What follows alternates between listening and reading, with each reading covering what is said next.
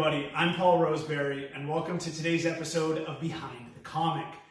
Guys, today's story is bus story number 2 of the 2 bus story saga.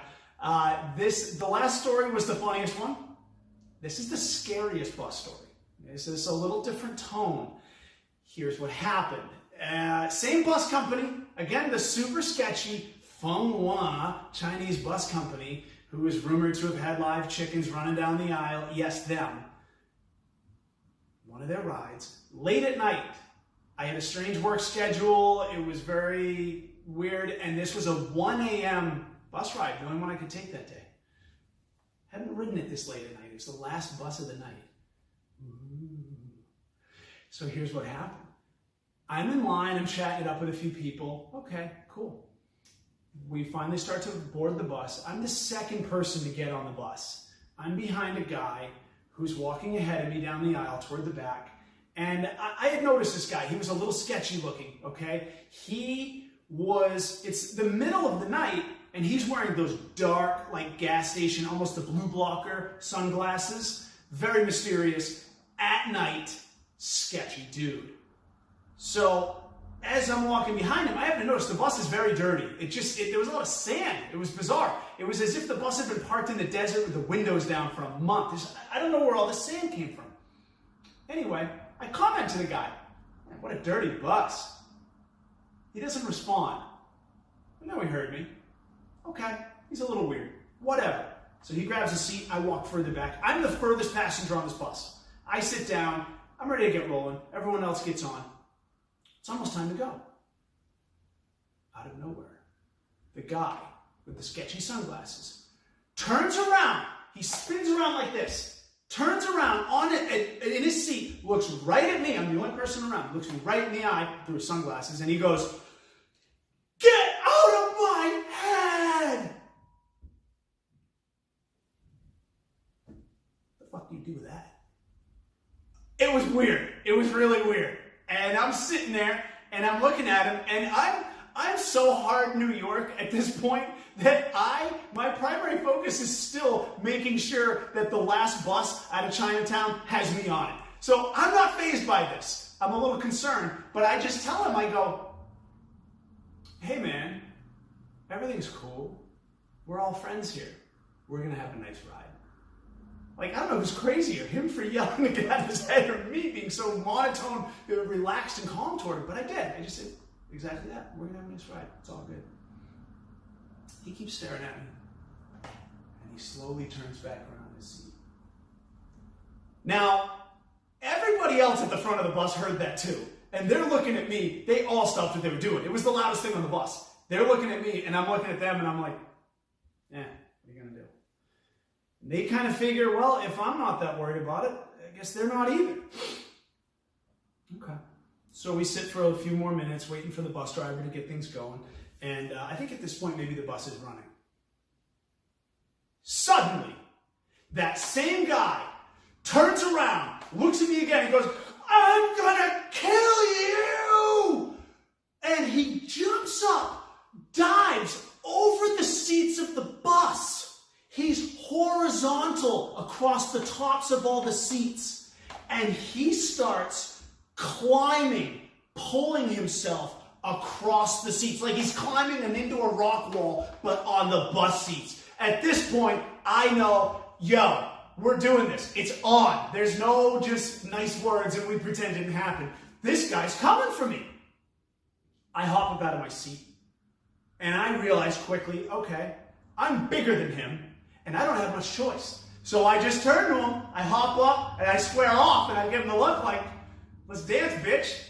I guess, you know what? I don't know who you think you are, but I'm getting off this bus. That's how this is going to work. So once he sees I'm not scared of him, and I am bigger than him, then he freezes on top of the seats, and he's staring at me through those sketchy sunglasses.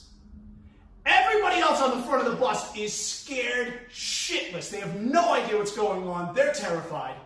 The Chinese bus driver hops up. He's a skinny guy, tall and skinny. He weighed nothing. And he looks at me, terrified, from the end of the aisle. We're looking right at each other. In the middle of the aisle, so is he. He's looking at me. And I go, "A little help here?" I don't even know if he understood the English. "Dude just gets off the bus. See you later. I'm like, oh, that's not good. And then a few other people, I think, are getting ready to hop off. Guess who does step in? This is amazing. This is awesome. While I was in line waiting to board the bus, I was talking to a couple black girls, all right? One of them happened to be trans, and she was massive, like could have played for the Knicks, like a big, big person, all right? Like thick muscles. And I'm like, okay. And I see she's looking right at me. Maybe she's going to step in. Her friend, girl, shorter, curvy girl, bigger girl, like just definitely not muscles at all, bigger girl. And they're both looking at me. After a long pause where no one knows what's about to happen next, the bigger girl, she hops up, she comes right down the aisle like she is bulletproof, like she is just impenetrable. She comes walking out, she goes, "It's okay, baby, I got you." And she just starts walking down the aisle, no concern whatsoever. Everyone else is frozen. I'm still squared off staring at dude, and I'm getting ready in case he moves at her or whatever. And she just comes down, she reaches out, I take her hand, sweetest thing ever. We start walking down the aisle. Dude stays laying on top of the seats. He hasn't moved. He's still horizontal, and he's just staring at me through his glasses, and I'm staring at him right through. And I just walk right off, and we all got the fuck off that bus. That's what we did. We all got off, except for dude, who stayed late. Now, at this point, you start to hear, woo, woo.